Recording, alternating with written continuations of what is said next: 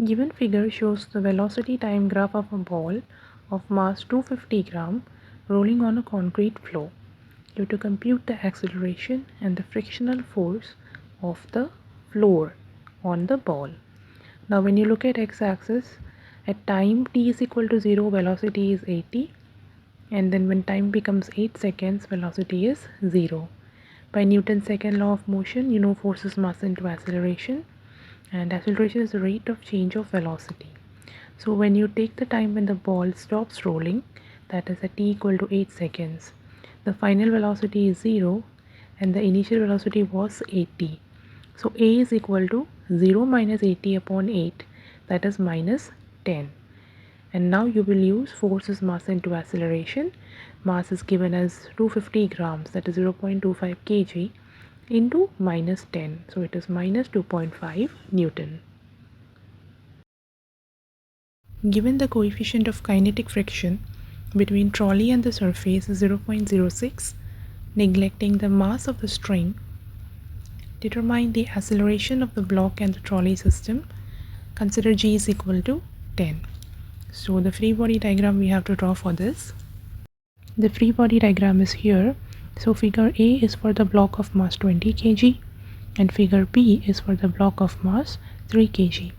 Applying Newton's second law on figure A, you get T minus frictional force is mass into acceleration, that is 20 into A. So T minus mu into m into g is 20A. So you get the first equation as T minus 12 equal to 20A. Now again apply Newton's second law on figure B. So you get 30 minus T is equal to 3A. Now solve equations 1 and 2. You get acceleration is approximately 0.782, and when you put it back in any of the equations, you get T is equal to 27.65 Newton.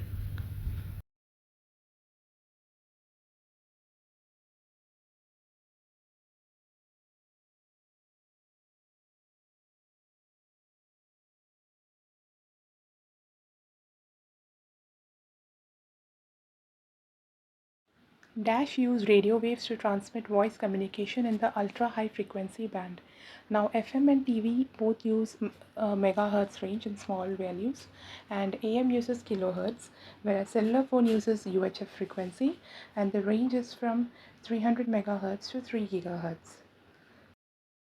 Also remember the modulation used. AM uses amplitude modulation, FM uses frequency modulation, television uses both amplitude and frequency modulation, and the cellular system uses various modulations like GSM, CDMA, LTE, etc. An object of mass 5 kg is sliding with a constant velocity of 12 meters per second on a frictionless table, that is mu is equal to 0.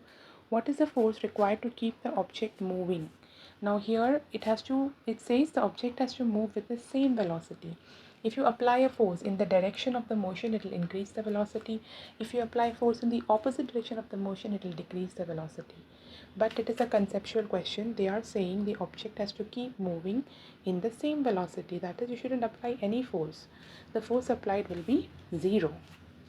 C1, C2, C3 and C4, and you have to find the potential difference and charge across C1. Now first let us find the equivalent capacitance. Now when two capacitance are in series, the formula is C1 C2 upon C1 plus C2, and if they are parallel it is C1 plus C2, and Q is equal to CV. So using this, let us first find what is C equivalent. Now C2 and C3 are in series and the value is same, so the equivalent will be half of it, which is 1 microfarad.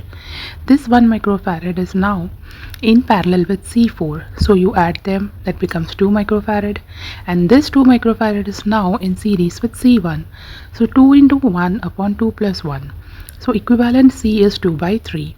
So what is the Q? It will be C equivalent into V. So that comes out to be 2 by 3 into 4, which is 8 by 3. Now this Q is dividing across C1 and C4 with the same value 1 microfarad. So the value of Q will be the same across both. So Q across each of them will be Q by 2. So Q C1 will be Q by 2, which is 4 by 3 microfarad, and now voltage across C1 will be Q C1 upon C1, which is 4 by 3 volt. A radio can tune into any station in the 6 MHz to 10 MHz band. What is the corresponding wavelength? You'd use the basic formula that C is equal to n lambda.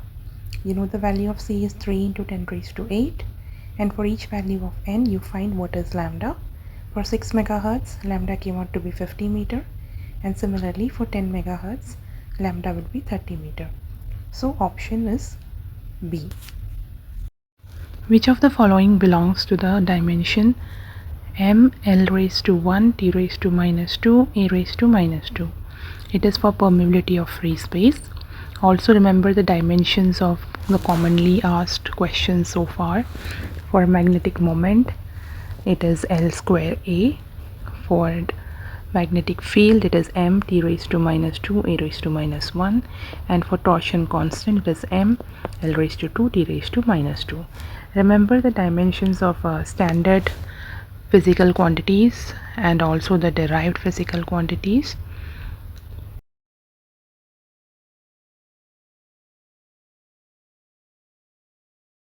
Light with an energy flux of 18 Weber per centimeter square falls on a non-reflecting surface at normal incidence, and the area is given as 20 centimeter square. Find the total momentum delivered for complete absorption during a 30-minute time span. Now this flux and area both are given in centimeter square, so no need to convert it, and time is given in minute, so you have to convert it into seconds. Now let's see the formula for this. First, total power incident will be the flux into area. So 18 into 20, that is 360 watts. Momentum is given as E by C, that is P into delta T by C. P you found out 360. Delta T is 30 minutes into 60 seconds. Upon value of C is 3 into 10 raised to 8. So 2.16 into 10 raised to minus 3. Plane in level flight at constant speed, and each of its two wings has an area 20 meters square. So there are two wings, so total area will be 20 into 2, that is 40 meters square.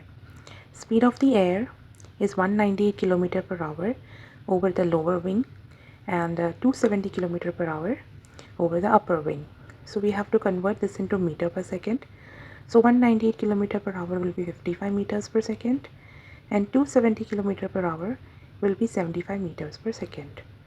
Now you have to determine the plane's mass, and density is given as 1 kg per meter cube. Now according to Bernoulli's principle, the pressure difference P2 minus V1 is half rho V1 square minus V2 square. After substituting all the values, you first find P2 minus P1 comes out to be 1300 Newton per meter square.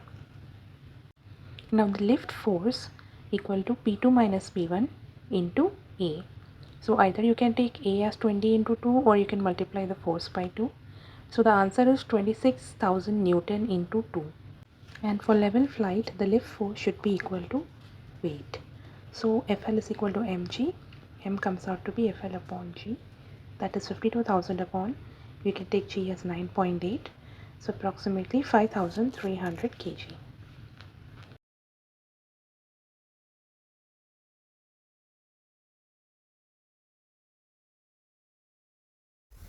At what depth from the surface of water, the pressure will be equal to 3 times atmospheric pressure.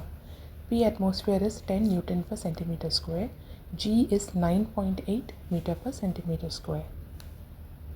The formula for gauge pressure inside the water at a depth h is given by rho gh. And we are given that P gauge is 3 times P atmosphere, and the total absolute pressure will be P atmosphere plus P gauge. Substituting all the values, you will get 2 times P atmospheric pressure is equal to rho into G into H. After rearranging, H comes out to be 2 into 10 raised to 5 upon 1000 into 9.8, which is 20.4 meter. A parallel plate capacitor made of circular plate, each of radius 6 cm. It has a capacitance C is equal to 100 picofarad. Pico is 10 raised to minus 12. And the voltage is 230 volts and the angular frequency omega is 320 radians per second. You have to find what is the RMS value of the conduction current. So IRMS is VRMS upon XC, and XC is 1 upon omega C. Therefore IRMS is equal to VRMS into omega C. So that is 230 into 320 into 100 into 10 raised to minus 12. The answer is 7.36 microamperes. Find the focal length of a convex lens. Focal length is 50 cm. It is connected with a concave lens of focal length 40 cm. Find the correct lens system. So you have to find the total focal length of the combination and what kind of lens system it is, whether it is a concave or a convex, and accordingly you have to select diverging or converging. Now the formula for combined focal length is 1 upon f is 1 upon f1 plus 1 upon f2. Positive focal length means it is convex lens which is converging, and negative means concave which is diverging. Now here f1 is 50 cm. For a convex lens we take positive, f2 is minus 40 cm, negative for a concave, and after substituting you get f is equal to minus 200 cm. So it came out negative, so it is a concave lens and it will be diverging. So option A. A point charge q is located on the axis of a disk of radius r at a distance n from the plane of the disk. Find the value of r if 1/4 of the electric flux from the charge passes through the disk. Now here the flux is given as q by 2 epsilon naught 1 minus cos theta, and it will be maximum when cos theta is minus 1. So maximum flux is q by 2 epsilon naught into 1 minus of minus 1, which is 2.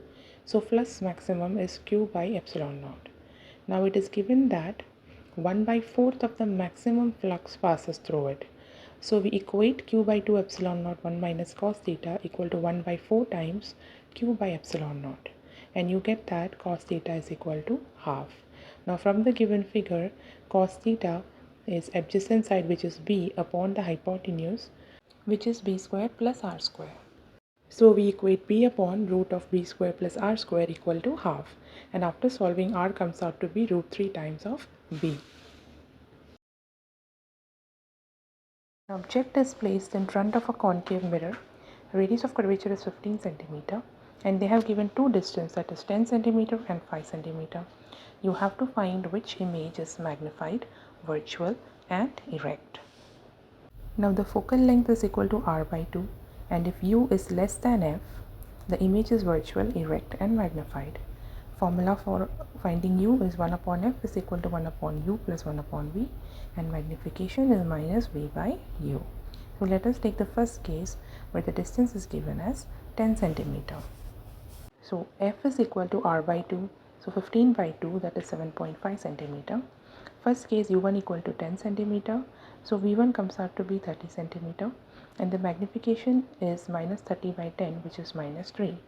So for u greater than f, it is a real inverted and magnified image. The second case is u2 is equal to 5 cm, so it is less than f. So here v2 is minus 15 cm, and magnification is minus 15 upon minus 5, which is 3. So when u it is less than f, the image is virtual, erect and magnified.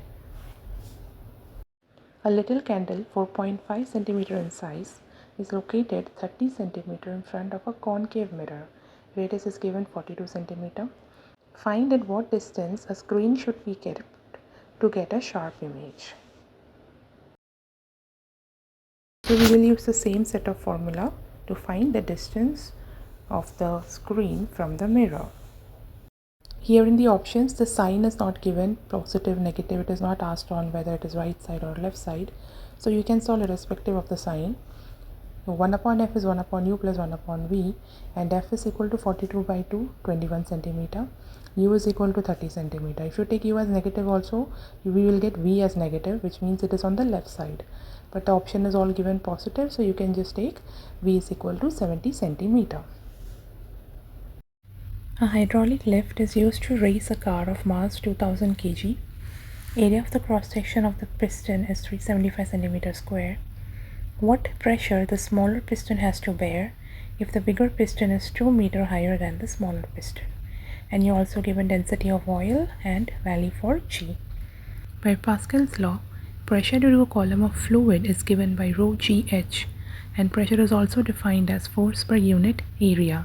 First find pressure due to the car's weight, which is force upon area, that is m into g upon a. So P1 is 5.23 into 10 raised to 5. Now pressure due to the oil column is rho GH.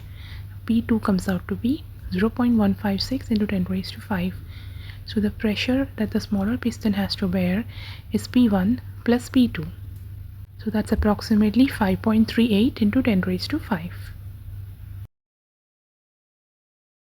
What is the relevant equation if the object is at origin and velocity v0 is I plus j? You have to remember the equations of projectile motion. From that, the equation x is equal to ut cos theta and y equal to ut sin theta minus half gt square. Also remember the remaining formulas for any other numerical. So now you have to find what is the value of theta and what is mod u. It is given that v0 or u0 is I plus j.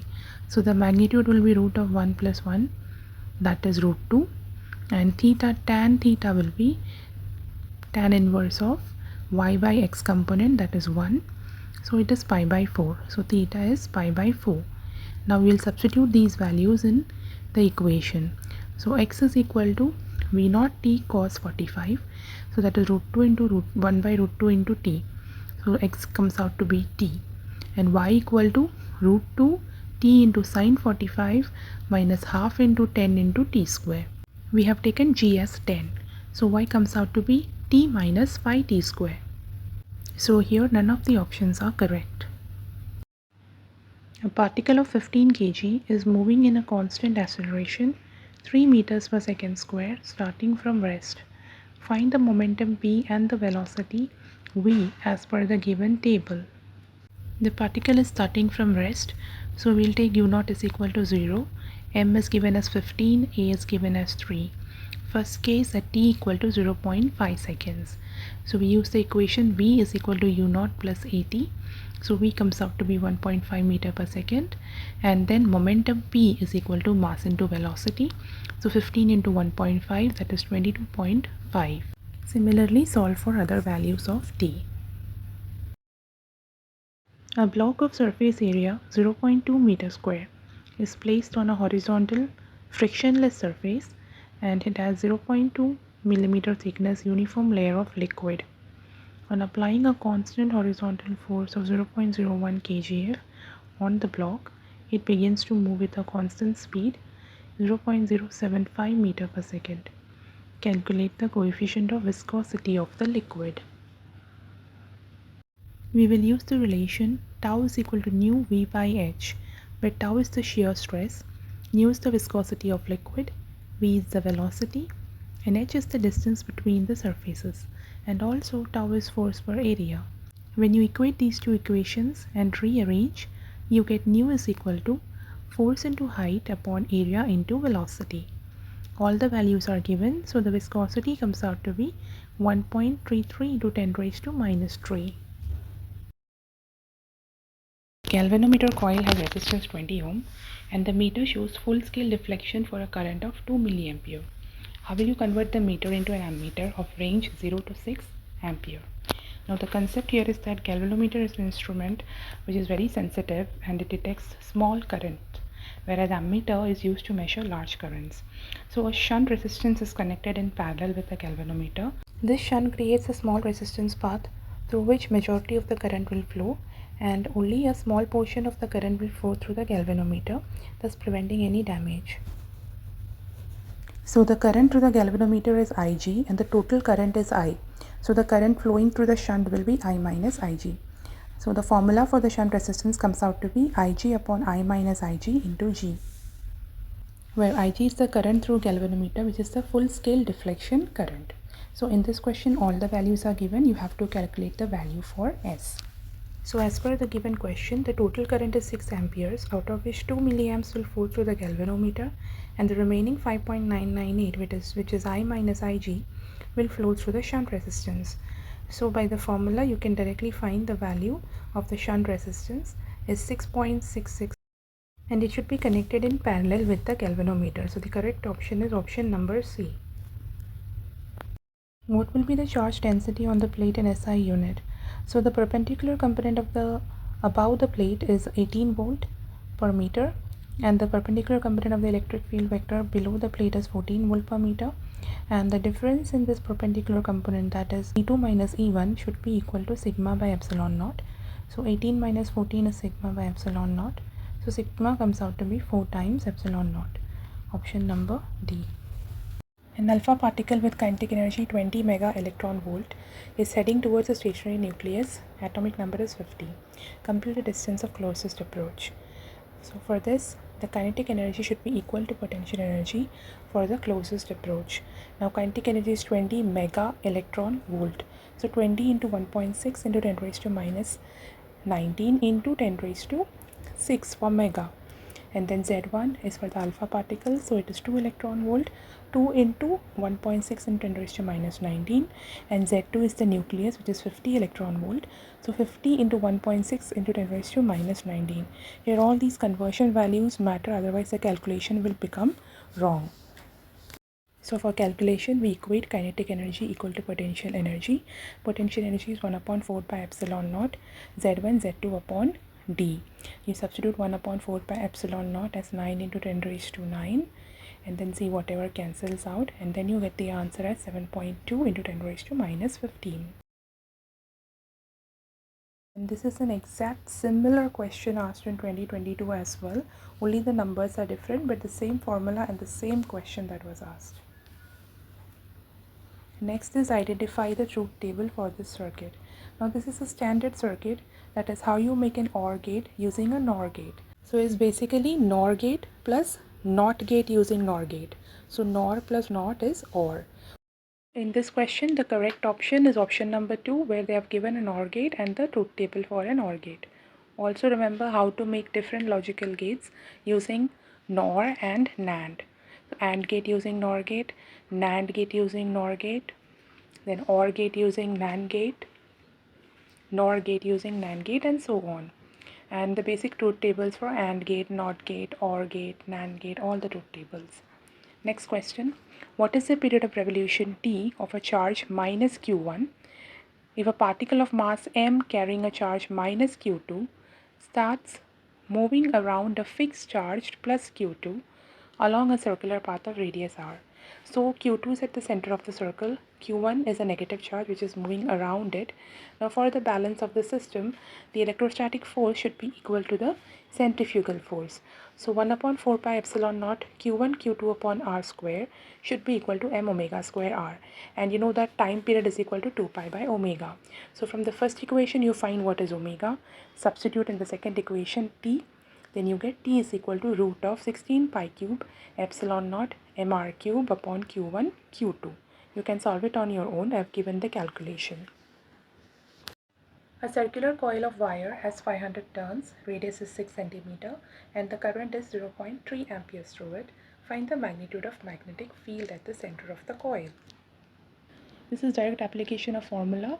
B is equal to mu naught Ni by 2R, where mu naught is 4 pi into 10 raised to minus 7. So all the values are given to you. N is 500, R is 0.06 meter, and current is 0.3. So after substituting, you get P is equal to 5 pi into 10 raised to minus 4. So it is option D, but the pi value is missing.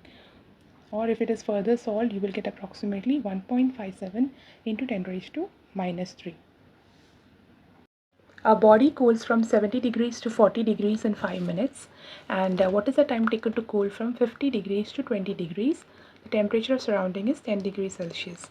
So this question is an application of Newton's law of cooling, which says that dt by dt is equal to k into t minus ts, where t is the temperature of the object and ts is the temperature of the surrounding.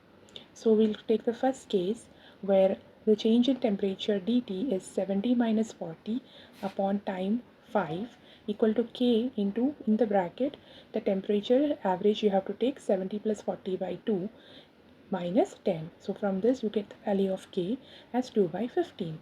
Now again you take the second case and then substitute the value of k in it, and then you get the value of t is equal to 9 minutes.